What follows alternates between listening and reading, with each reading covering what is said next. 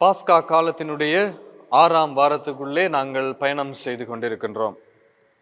பிரியமான சகோதர சகோதரிகளே, இன்றைய நாளிலே நாங்கள் வாசித்த இந்த நற்செய்தி பகுதியிலே தூய கன்னிமரியாள் எலிசபெத்தை சந்திக்கின்ற அந்த நிகழ்வை நாங்கள் சிந்திக்க தியானிக்க அழைப்பு பெற்றிருக்கின்றோம்.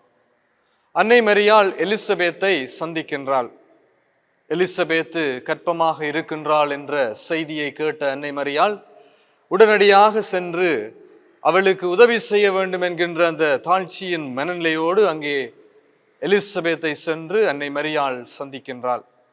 அந்த சந்திப்பு உலக வரலாற்றிலே முக்கிய கதாபாத்திரமாக விளங்குகின்றது. அந்த சந்திப்பிலே பல மனிதர்களுடைய மனநிலைகள் மாறுவதை நாங்கள் பார்க்கிறோம். எலிசபெத்தை சென்று அன்னை மரியாள் சந்திப்பது எலிசபெத்துக்கு பெரிய மகிழ்ச்சியை உண்டாக்குகின்றது. அந்த மகிழ்ச்சி எலிசபெத்தினுடைய வாழ்க்கையில் மட்டுமல்ல, எலிசபெத்தின் வயிற்றில் இருந்த குழந்தையும் மகிழ்ச்சியால் துள்ளிற்று என்று சொல்லி நாங்கள் இறை வார்த்தையிலே நாங்கள் வாசிக்க கேட்கிறோம். பிரியமான சகோதரர்களே, கால்நடையாக சென்று அன்னை மரியாள் எலிசபெத்தை சந்தித்ததாக நாங்கள் திருவிவிலியத்திலே படிக்கிறோம். எலிசபெத்து கர்ப்பிணியாக இருக்கிறாள் என்ற செய்தியை கேட்டவுடனே அன்னை மரியாள் கால்நடையாக அவளிடம் சென்று அவளுக்கு உதவி செய்ய வேண்டும் என்கின்ற அந்த மனநிலையோடு அங்கே அந்த எலிசபெத்துக்கு உதவி செய்ய ஆறுதலாக இருக்க அங்கே அன்னை மரியாள் ஓடி செல்கின்றாள்.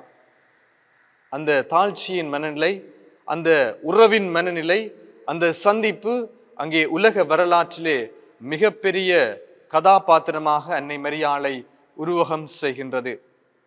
அன்னை மரியாளினுடைய மனநிலையை அங்கே எடுத்து எம்புகின்றது.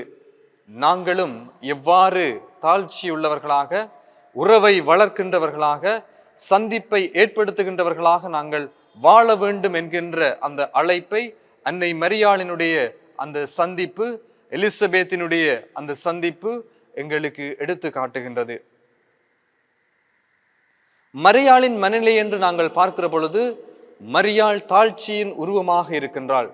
மரியாளினுடைய மனநிலை அன்பை காண்கின்ற, அன்பை ஏற்படுத்துகின்ற, அன்பை கொடுக்கின்ற மனநிலையாக இருக்கின்றது.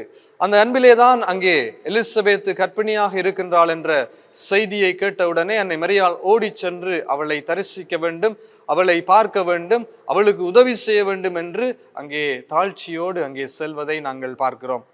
இந்த அன்பின் மனநிலை, தாழ்ச்சியின் மனநிலை, சந்திப்பை, உறவை ஏற்படுத்துகின்ற மனநிலை அன்னை மரியாளின் மகத்துவத்தையும் பெண்மையின் உயர்ந்த கொள்கையையும் எடுத்து காட்டுகின்றது.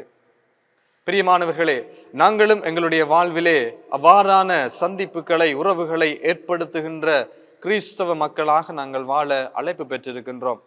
அந்த உறவிலே நீடித்திருக்க வேண்டும் என்று சொல்லித்தான் ஆண்டவரும் அன்பில் நிலைத்திருங்கள் என்று சொல்லி அழைப்பை விடுக்கின்றார்.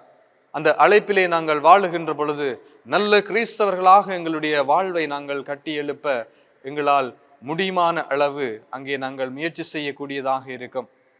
நாங்கள் எங்களுடைய வாழ்விலே உறவுகளை உடைக்கின்றவர்களாக அல்லாமல் உறவுகளை உருவாக்குகின்றவர்களாக, எங்களுடைய சந்திப்புகள் ஆண்டவருடைய சந்திப்புகளை போல, அன்னை மரியாளினுடைய சந்திப்புகளை போல அன்பை ஏற்படுத்துகின்ற, உதவிகளை புரிய முன்வருகின்ற சந்திப்புகளாக மாற வேண்டும். ஒரு முறை ஒரு ஊரிலே மிகப்பெரிய ஒரு தையல்காரன் இருந்தான். அந்த தையல்காரனுடைய வாழ்விலே அவன் எல்லா விதமான நிறைவையும் கொண்டிருந்தான். அந்த நிறைவிலே அவன் மிகப்பெரிய தையல் வேலைகளை பெற்று ஒரு சிறந்த தையல்காரன் என்ற பெயரை பெற்று அந்த ஊரிலே வாழ்ந்த ஒரு மனிதனாக இருந்தான். அவ்வாறு அவன் வாழ்ந்து கொண்டிருந்த பொழுது அந்த ஊரிலே இருந்த அரசன் அந்த தையல்காரனை பற்றி அறிந்து அந்த தையல்காரனுக்கு ஒரு பரிசு கொடுப்பதற்காக அந்த தையல்காரனை அழைத்திருந்தார். அவ்வாறு அந்த அரச மாளிகைக்கு சென்ற அந்த தையல்காரன் அந்த அரசனை சந்தித்து அந்த அரசனிடமிருந்து ஒரு பரிசை பெறுகின்றான்.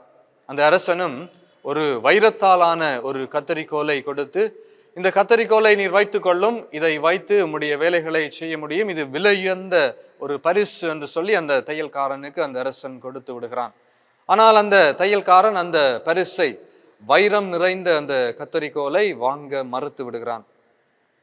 ஏன் இந்த விலையுயர்ந்த பரிசை நீர் வாங்க மறுக்கிறீர் என்று சொல்லி அந்த அரசன் அந்த தையல்காரனை பார்த்து கேட்ட வேளையிலே அந்த தையல்காரன் இவ்வாறு கூறியிருந்தான், நீங்கள் இந்த விலையுயர்ந்த வைரம் நிறைந்த இந்த கத்தரிக்கோலை எனக்கு கொடுப்பதற்கு பதிலாக நீங்கள் ஒரு சாதாரண ஊசியை மட்டும் எனக்கு கொடுங்கள், அது மட்டும் எனக்கு போதுமாக இருக்கும், அதை நான் உங்களுடைய பரிசாக பெற்றுக்கொள்கிறேன் என்று சொல்லியிருந்தான்.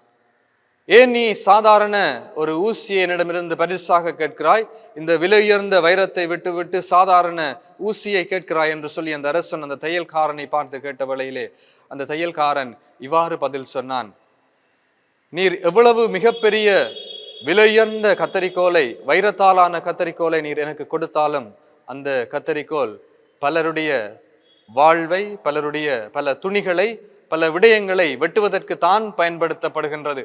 ஆனால் ஒரு சாதாரண ஊசி பல துணிகளை இணைப்பதற்கு, பல நிலைகளிலே இணைப்பை உருவாக்குவதற்கு உறுதி அளிக்கின்றது என்று சொல்லியிருந்தான்.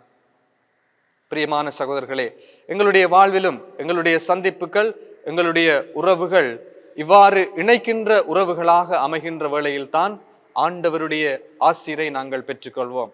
நாங்கள் உறவுகளை உடைக்கின்றவர்களாக அல்லாமல் உறவுகளை வளர்க்கின்றவர்களாக நாங்கள் எங்களுடைய கிறிஸ்தவ வாழ்விலே வாழ அன்னை மரியாளினுடைய மனநிலையை கொண்டு வாழ்வோம். ஆமேன்.